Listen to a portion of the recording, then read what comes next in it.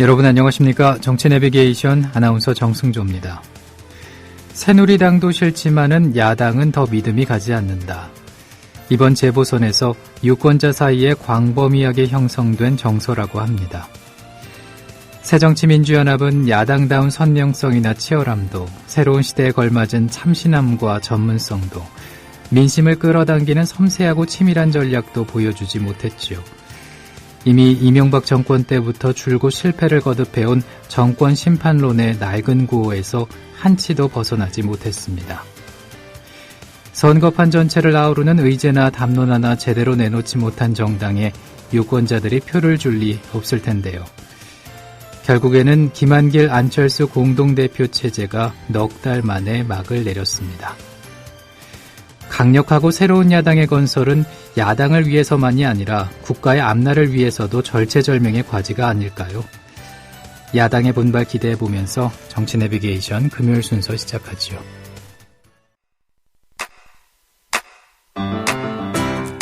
국민 라디오 지지하는 4가지 방법 아시나요?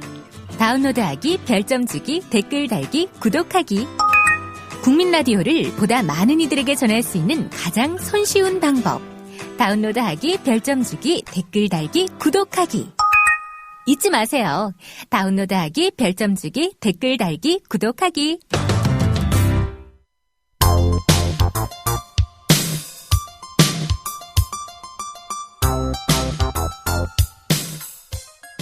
안녕하십니까. 손학규입니다. 저는 오늘 정치를 떠납니다. 정치인은 선거로 말해야 한다는 것이 저의 오랜 신념입니다.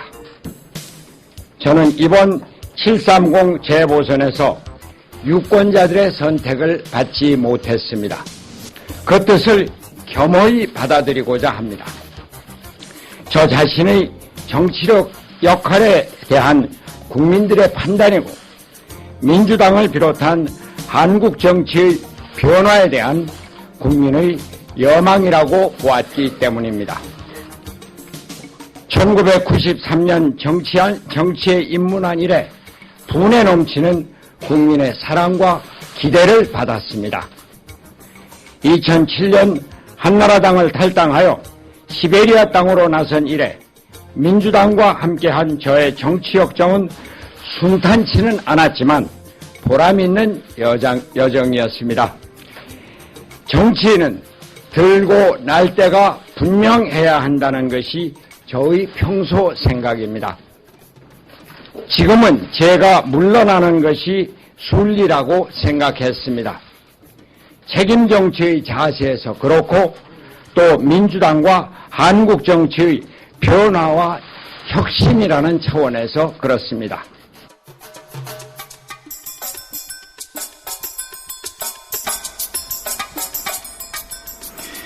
야당의 차기 대권 주자 중에 한 명이었던 손학규 상임고문이 정계 은퇴를 선언했지요. 정치적인 위기마다 힘든 선거에 나서서 승리를 쟁취하는 걸로 다시 일어서곤 했지만은 이번에는 그러지 못했습니다. 고 김근태 의원, 고 조영래 변호사와 함께 70년대 서울대 운동권 3총사로 불렸던 손 고문. 지난 1993년 민자당 공천으로 정계에 입문한 뒤에 4선 의원과 보건복지부 장관, 경기도지사를 지내면서 대선 주자급 거물로 부상했는데요. 지난 2007년 한나라당 대선 후보 경선 방식의 한계를 지적하면서 대통합 민주신당으로 옮긴 뒤에 두 차례나 대선 후보 경선에 도전했지만은 모두 패배하면서 대권 도전의 꿈을 접어야 했습니다. 손 고문의 전격적인 정계 은퇴로 야권의 차기 경쟁 구도 새 국면을 맞게 됐습니다. 새정치민주연합 손학규 상임고문의 기자회견장 함께하셨습니다. 국민라디오 정치 내비게이션 듣고 계십니다. 현재 시각 7시 6분입니다.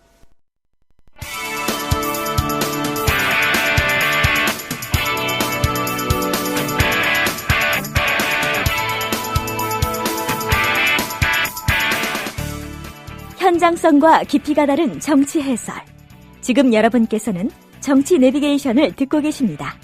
진행의 정승조 아나운서입니다.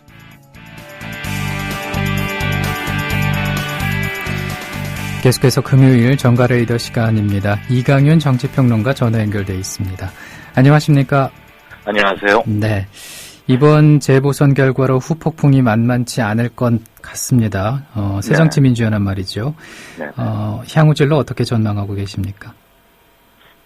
현재 상태는 뭐 한마디로 말하자면 동굴 속에서 길을 잃은 상태라고나 할까요? 예.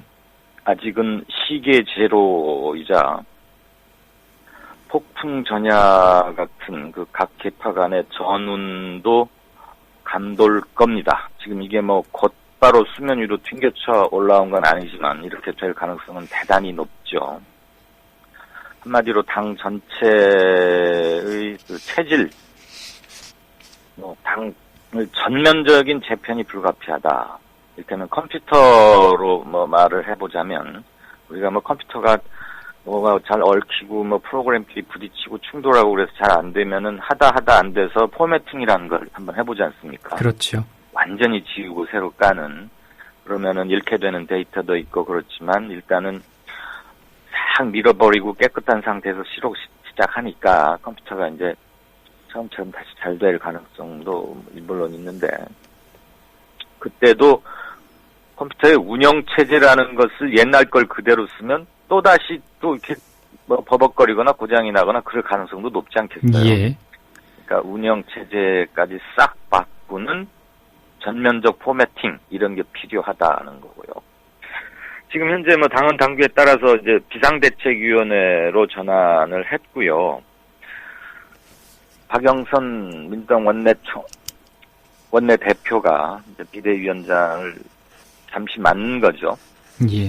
비대위를 출범시킬 때까지 당을 대표하는 건데, 이렇게 된 데에는 다들 짐작하고 계시겠지만 중간적 민심의 척도라고 할 수 있는 수도권에서 아주 강한 경고, 한석 빼고는 다 놓친 거 아닙니까? 예. 수도권과 충청. 그다음에 자기 텃밭이라고 여겼던 호남에서는 퇴장 명령을 받았죠. 그러니까 세월호 참사 이후 무능한 정부를 보아오는 게 벌써 100일이 넘고 아직도 10분이 저 바다에 계시는데 특별법 가지고 이렇게 난항을 딛고 있는 데다가 총리 인사, 2명의 총리 후보자가 인사청문회 서보지도 못했고 8명 장관 시키겠다고 보낸 사람 중에 2명, 그러니까 4분의 1, 무려 25% 아닙니까? 예. 장관 못 됐잖아요. 그런 인사 낭망. 그러니까 있을 수 있는 악재는 다 겹친 거죠, 여당에게는. 그러니까 여당한테 회초리가 아주 세게 갈 거다, 이렇게 했는데 막상 선거를 까보니까 몽둥이가 돼가지고 야권을 지금 혼을 낸 거 아닙니까? 예. 그러니까 지금 거의 젊은 사람들 용어로 멘붕이다, 이러는 거고. 예.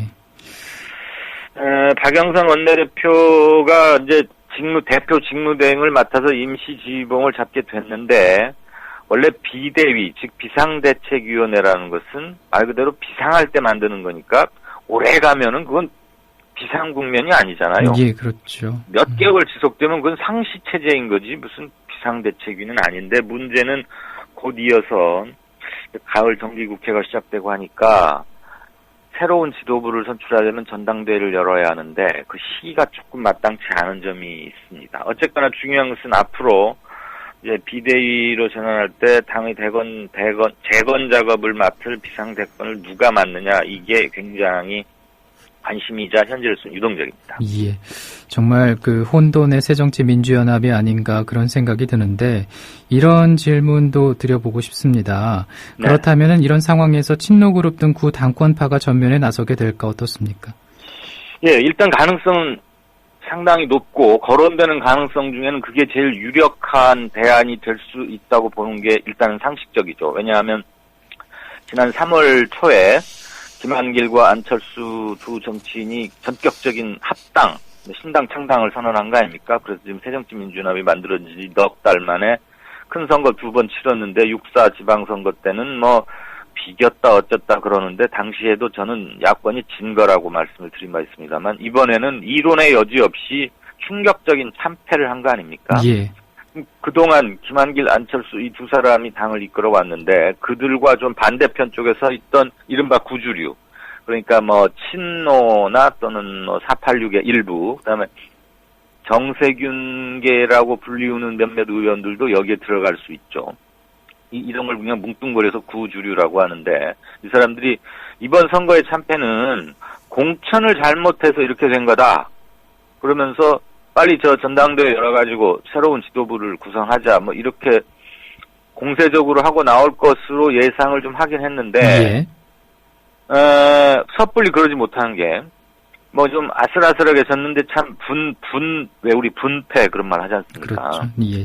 그렇다면은 이런 정도의 공세적 저기도 가능한데, 이건 지금 패배가 아니고 당의 존립 자체가 위험한 정도로 빠져버렸으니까, 이 상황에서 만약에 개파가 안 해버 싸우는 것처럼 보이면 당은 정말 공중분해로 가버릴 수도 있거든요. 예. 그리고 이제 막 투표를 끝낸 유권자들이 볼 때는 선거 끝나자마자 패인을 놓고 또 쌈박질이냐, 뭐 이렇게 보일 수도 있겠죠. 찬찬히 들어보면 그건 아닌데, 언론들의 또 보도 태도라는 게 되게 그런 식으로 흥미 위주로 가는 경향이 농후하지 않습니까? 예, 그렇습니다. 그러니까 이른바 구주류에서는 즉각적으로 행동에 옮기는 것도 멈칫할 수밖에 없습니다. 그러다가 이제 8월 휴가 끝나고 9월 들어가면은 정기국회 열리는데, 국회에서 1년 중에 가장 큰 농사이자 가장 중요한 게 정기국회 아닙니까? 예. 예산국회.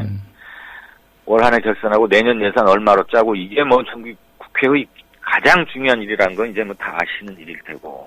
그게 있으면 사실 전당대회를 하려면은 준비하는데 최소한 한 달 정도 걸리거든요. 그리고 또 각 계파별로 또 표단속도 하고 서로 자기 밀어달라고 이렇게 돌아다니다 보면 가장 중요한 전은 펼쳐둔 채 그 상인이 물건 팔 생각은 안 하고 어디 이제 돌아다녀야 되는 거잖아요. 예. 그러니까 조기에 전당대회 열자 이렇게 하기도 힘들지만 그거 꺼내봐야 별로 실익이 없다는 계산도 안 할 수가 없죠. 그래서 지금 오도가도 못하고 있고. 그다음에 지난 3월 달에 이제 김한길 안철수가 이렇게 합치면서 새 당을 출범시켰는데, 그러면서 야 우선 이제 빨리 물리적 결합이 아니라 화학적 결합을 하자 그러면서 계파 간의 갈등은 조금 수면 아래로 가 있었는데, 요번에 대참패를 통해서 그게 이제 팍 터져버릴 수밖에 없는 상황인 겁니다. 그래서 예. 아까 제가 이제 폭풍 전야다 이렇게 말씀드렸죠. 근데 폭풍이 언제 확 불어올지는 지금은 저는 이번 가을 글쎄요 8월 중에 뭐 확 터질 것 같지는 않아 보이고요. 암중모색이나 계파 간 물밑에서 이렇게 서로 접촉하는 그런 영상들을 보일 수 있을 것이고, 이제 여기서 관심이 가는 인물은 자연스럽게 문재인 의원이나 이해찬 전 국무총리 등 이른바 구주류 중에서도 친노계 핵심이라고 불릴 수 있는 사람들인데, 이번에 당권을 누가 잡게 되느냐가 중요한 이유가 이제 앞으로 1년 8개월, 그러니까 20개월 동안 선거가 없습니다. 예. 그러다가 처음으로 맞게 되는 선거가 2016년 4월에 국회의원 총선거거든요.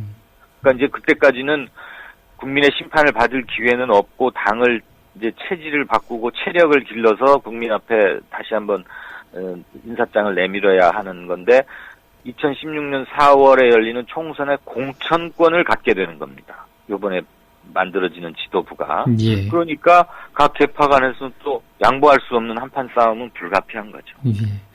근데 참 우려스러운 게 이런 주도권 싸움보다는 지금 이제 정리가 필요한 상황이고 채비를 다시 해야 되니까 노선과 이념 정립이 먼저가 아닌가 그런 생각도 들거든요. 바로 그게 정말 진정한 핵심입니다. 거슬러 올라가자 보자면 2012년 4월에 19대 국회 이제 총선거가 있었죠. 우리가 4.16 총선이라고 불렀던. 불과 2년 정도밖에 안 됐잖아요. 2년 2개월. 예. 근데 그때를 돌아보면 아주 까마득히 먼 옛날 얘기를 하는 것 같아요. 그때도 이명박 정부의 실정 뭐 이래가지고 야권이 이길 거라고 했는데 오히려 결과는 반대였고. 예. 그 8개월 후에 대통령 선거가 치러졌는데 결국은 박근혜 후보가 당선이 됐죠. 그리고 50일 전에 6.4 선거가 있었고, 엊그제 730 재보선이 있었는데, 그 4번의 선거에서 저는 다 졌다고 평가를 하는데, 뭐 6.4 선거는 비겼다고 하는 분들이 많으니까 1무 3패 내지는 4연패 한 거 아닙니까? 예. 그런데 문제는 4연패를 하는 동안 이번 선거에서는 뭘 잘못해서 졌고 어느 지점이 약했다. 어느 지점은 우리는 가능성을 확인할 수 있었다. 이런 그동안의 그 성적표에 대한 바둑으로 말하면 복귀 작업이 거의 이루어지지 않았어요. 4.16 총선 때 일부 왜 총선에서 졌는가는 백서 같은 걸 만들어냈는데 한쪽 편에서 그건 당신들 시각에서만 본 반쪽짜리다. 그래가지고 뭐 많이 틀리니 그러면서 또 싸우니까 국민들 볼 때는 어떻겠습니까? 시험 못 본 애들끼리 모여가지고 왜 시험을 못 봤는지 뭐 분석을 예. 하는데 그거 갖고 또 싸우는 게 되는 거죠. 그렇죠. 그러니까 제대로 뭘 정리해볼지도 못한 채 8개월 있다가 대선을 했고 대선에는 이제 정신없이 다 양 진영이 총동원돼서 뭘 또 할 수밖에 없었고 그땐 또 후보단이니 뭐니 그러다가 지고 나서는 그냥 뭐 승복 선언한다 어쩐다 그 이후 진행 상황 이제 여러분들이 잘 아시는 거죠. 뭐 국정원의 선거 개입 막 이러는 통에 민주당은 한 번도 제대로 자기 정리를 못한 채 흘러왔다. 예. 그래서 중요한 것은 앞으로 20개월 동안 선거가 없으니까 지금이라도 최근의 연달은 4연패 또는 1무 3패의 원인을 명확히 찾아야 합니다. 그렇게 실은 어려운 일은 아니고요. 예. 자기 입장을 버리고 모든 걸 내려놓고 담담히 돌아보면 보입니다. 신문만 잘 봐도 사실 보일 수 있는 거고. 이 사람들, 정치인들 하는 일이 뭡니까? 사람 만나서 민심 듣는 거라고들 다들 말로는 하는데 제대로 민심 들었으면 이렇게 4번을 4연패 할 수야 있겠습니까? 예. 제대로 안 들었다는 얘기죠. 그러니까 통합을 한 것만으로 할 일을 다 한 게 아니었던 거고 그다음에 명확하게 우리가 진보 중에서도 어떤 수위 정도로 할 거냐 그러면서 진화를 계속하려는 노력이 필요합니다. 예. 그리고 이제 결국은 뭐 그동안 2년 2개월을 보내오면서 그냥 그때 벼락치기 공부만 하다 보니까 성적은 안 좋았고 뭐 부모님한테 성적 안 좋게 받으면 부모님한테 꾸지람 듣잖아요. 예. 이제 국민한테 회초리 맞는 그거죠. 결국 계속 뭐 실패를 거듭하면서 실패가 아니라 패배죠. 패배를 그렇죠, 거듭하면서 그 시작만 계속 반복한 게 아닌가. 예, 정확한 표현이십니다. 예. 그리고 뭐 실패나 패배나 예. 똑같다고 보여집니다. 예. 적절한 언어 선택이십니다. 예. 네. 근데 좀 이른 감이 있습니다만은 이런 질문도 드리겠습니다. 네. 야권 재보선 참패로 차기 대권 경쟁 영향이 있을 것 같은데 어떻습니까? 네, 당연히 있겠죠. 일단 어제 손학규 고문이 정계 은퇴를 선언했고요. 안철수, 김한길 두 공동대표가 사퇴를 했죠. 물론 지도부도 다 물러났지만 김한길 대표야 뭐 차기 대선 주자로 분류되지는 않았었는데 예. 안철수 대표는 뭐 국회의원 한두 번, 세 번 이렇게 선수 쌓으려고 정치에 온 건 아니라고들 본인도 그렇고 다들 그렇게 생각하잖아요. 그러면서 드디어 이제 정계 입문 1년여 만에 야당의 공동대표가 돼가지고 자기 주도와의 선거를 2번을 치렀는데 2번 다 신통치 않았지 않습니까? 예. 이번에는 굉장히 그 책임을 직접적으로 받아서 뭐 당분간은 몰락했다 이런 표현을 할 수밖에 없고 그 반면에 박원순 시장은 지난 6.4 선거 때 경기와 인천은 잃었지만 가장 중요한 서울을 지켜냈다. 그것도 큰 표 차이로 여당의 대선 후보라는 정몽준 후보를 큰 표 차이로 이기면서 박원순 가능성 이런 것들을 한껏 드높여 놓은 상태고요. 그러니까 근데 또 박원순 안철수는 우리가 항상 이렇게 대체제이면서 보완제 또는 뭐 둘 다 좀 비슷한 앞으로 향후 중요한 역할을 할 것이다. 이런 관심을 모아온 사람들인데 안철수 의원은 상당히 입지가 힘들어진 반면에 그러니까 그 반사이익 같은 걸 또 볼 수 있는 것이고 예. 지난번 대선 후보였던 문재인 의원도 뭐 일각에서는 비판론이 여전히 있습니다만 어쨌거나 친노의 좌장으로서 건재하고 있다고 평가를 해줘야 하는 거죠. 그래서 뭐 대권 구도의 변화가 불가피합니다. 우선 예. 손학규 잠재적 항상 대권 후보로 거론되고 실은 정치적 자질 차원에서 측면에서는 가장 내실이 다져진 정치인이다 이랬는데 저녁이 있는 삶이라는 매우 제가 들어본 정치 슬로건 중에서 가장 이렇게 잘 세련되게 다듬어지고 복지와 낭만, 인간적 측면 이런 것들을 함께 어우른 매우 잘 만들어진 슬로건을 선보였던 사람인데 결국 그것은 자기의 미완의 꿈으로만 남긴 채 이제 퇴장한 거 아닙니까? 예. 그러면 이제 손학규 고문의 은퇴가 차기 주자군의 세대 교체 정치를 이끌어내는 신호탄이 저는 될 수 있다고 봅니다. 예. 시간이 얼마 안 남아서요. 아, 그렇습니까? 예, 이 질문 드리겠습니다. 상대적으로 이제 또 떠오르는 인물들이 있잖아요. 네. 박원순 서울시장 말씀드렸고요. 예. 충남지사 재선에 성공한 안희정 지사도 친노의 적통을 계승하고 있다 그러면서 두루두루 모가 나지 않은 이런 것들로 주목을 받고 있는데 아직 대선을 논의하려면 3년 정도 있어야 되니까 예. 그 안에 새로운 인물이 갑자기 나타나기에는 긴 시간은 아니지만 지금은 우리 가시권에 들어있지 않은 인물이 혜성처럼 나타날 가능성도 물론 있기는 합니다. 높지는 않지만요. 예. 네. 오늘 무엇보다도 예. 이념과 노선을 정리하는 게 우선이고 예. 그것을 누구로 하여금 대표적으로 실현시키자 그 사람이 대선 주자로 떠오를 가능성이 높겠죠. 예. 오늘 말씀 고맙습니다. 감사합니다. 예.